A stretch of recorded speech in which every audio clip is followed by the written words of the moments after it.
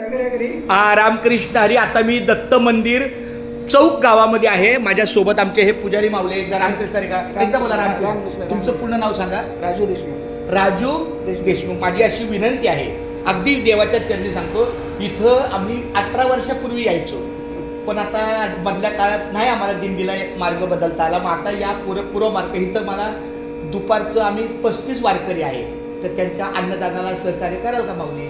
कोणाचा संपर्क करून देऊ, काय काळजी नाही करू. रामकृष्ण हरी.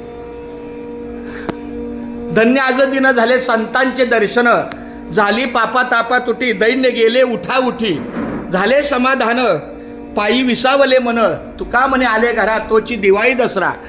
आज मी दत्त मंदिराच्या चरणी आलेलो आहे. नवनाथ महाराज, आणि अशी त्यांची कृपादृष्टी सदैव आपल्यावर राहो. आपले 35 वारकऱ्यांचं इथं अतिशय सुंदर दुपारचा टप्पा आहे. चालतं. रामकृष्ण हरी.